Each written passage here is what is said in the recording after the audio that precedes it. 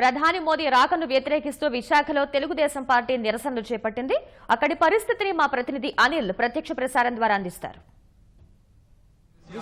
విశాఖలో ప్రధానమంత్రి మోదీ పర్యటనను నిరసిస్తూ తెలుగుదేశం పార్టీ శ్రేణులు పెద్ద ఎత్తున ఆందోళన చేస్తున్నారు. జీబీఎంసీ గాంధీ విగ్రహం వద్ద చేపట్టిన నిరసన కార్యక్రమంలో రాష్ట్ర మంత్రులతో పాటు స్థానిక శాసనసభ్యులు కూడా పాల్గొన్నారు. దీనికి సంబంధించి రాష్ట్ర మంత్రి అయ్యన్న పాత్రుడు గారు ఉన్నారు, ఆయన అడిగి తెలుసుకుందాం. సార్, ప్రధానంగా ఇవాళ జరుగుతున్నటువంటి నిరసన ద్వారా మీరు ఏం చెప్పదలుచుకుంటున్నారు సార్ మోడీ పర్యటనకు సంబంధించి? ఈరోజు మోడీ దేనికి వస్తున్నారని అడుగుతున్నాం. ఏం చేశారు ఈ ఆంధ్ర రాష్ట్రానికి మేలని చెప్పి అడుగుతున్నాం. ఈ నేల మీద అడుగు పెట్టాలంటే ఒక అర్హత ఉండాలి. ఏదైనా చేస్తే చెప్పుకోవడానికి రావాలి. అంతేగాని ఏమీ చేయకుండా మమ్మల్ని అందరినేమో నీటిలో ముంచేసి మేము సచ్చామా బతికామా చూసి శాడిసంగా ఆనందం ఉందాం అని చెప్పేసి ఈరోజు మోడీ వస్తున్నారు అన్నమాట. దాన్ని ఎందుకే తిరస్కరిస్తుంది 5 కోట్ల ఆంధ్ర రాష్ట్ర ప్రజలందరూ కూడా. మరీ ముఖ్యంగా విశాఖపట్నం ప్రజలు కూడా ఏంటంటే ఈరోజు ఏదైతే ముసుగులో వైసీపీ ముసుగులోనేమో ఈ మోడీ సభకి వెళ్తున్నారో వాళ్ళందరినీ కూడా తిరస్కరించమని చెప్పి చెప్పులు పెట్టి కొట్టమని చెప్పేసి ఆ వైసీపీ నాయకుల్ని కూడా మేము కోరుతా ఉన్నామన్నమాట. ఈ ఆంధ్ర ద్రోహులు వీళ్ళు, ముఖ్యంగా విశాఖపట్నం ద్రోహులు ఈరోజు విశాఖపట్నం రైల్వే జోన్ ఇచ్చారని చెప్పి అంటారన్నమాట. ఎందుకంటే ఈ రోజు అడుగు పెడుతున్నారు కాబట్టి 2 రోజుల ముందు అనౌన్స్ చేశారు. కానీ పిప్పు మాకు ఇచ్చి జ్యూస్ ఏమో తీసుకెళ్లి ఒరిస్సాకి ఇచ్చారన్నమాట. 120 సంవత్సరాల చరిత్రకి వాల్టేర్ డివిజన్ ఏమో నామరూపాల కన్నా తీసేసి ఈ రోజు డివిజన్ పదలేమో జోన్ అని చెప్తున్నారన్నమాట. అంటే 7,000 కోట్ల రూపాయలు డివిజన్ ఏమో ఆదాయం వస్తుంది.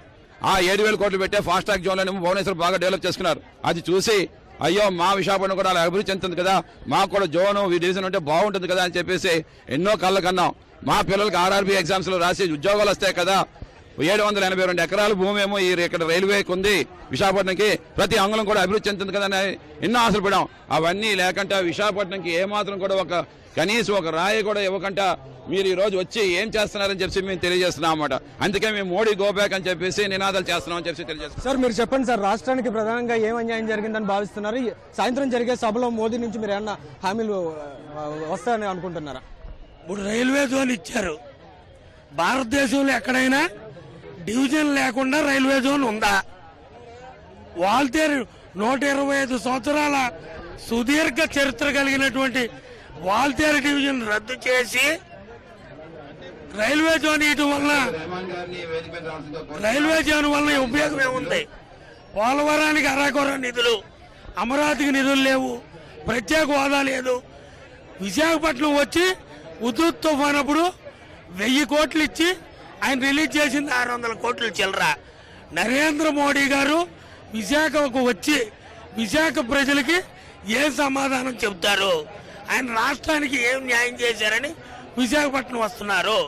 నారా చంద్రబాబు నాయుడు గారి నాయకత్వంలో రైల్వే జోన్ కూడా వాల్తేరు డివిజన్తో కూడిన రైల్వే జోన్ వచ్చే వరకు తెలుగుదేశం పార్టీ తరఫున కానీ అన్ని రకాలుగా ఆంధ్రాకి న్యాయం చేసే వరకు పోరాటం ఆపే ప్రసక్తే లేదు. ప్రధానంగా రాష్ట్రానికి తీవ్ర అన్యాయం జరిగిందని, విభజన హామీలకు సంబంధించినటువంటి అంశాలను సంపూర్ణంగా నెరవేర్చడంలో మోదీ ప్రభుత్వం విఫలమైందని ఇక్కడ తెలుగుదేశం పార్టీ కార్యకర్తలు కానీ నాయకులు కానీ చెబుతున్నారు. ముఖ్యంగా ఇవాళ సాయంత్రం జరిగేటువంటి సభలో కూడా మోదీ నుంచి ఏ విధమైనటువంటి రాష్ట్రానికి భరోసా దక్కదనేటువంటి అభిప్రాయాన్ని వారు వ్యక్తం చేస్తున్నారు. ఈ ప్రత్యేక హోదా సహా రైల్వే జోన్ వంటి అంశాలకు సంబంధించి సంపూర్ణమైనటువంటి న్యాయం జరిగే వరకు కూడా తమ పోరాటం కొనసాగుతుందని స్పష్టం చేస్తున్నారు. కెమెరామెన్ కె శ్రీనివాస్తో అనిల్, ఈటీవీ న్యూస్, విశాఖపట్నం.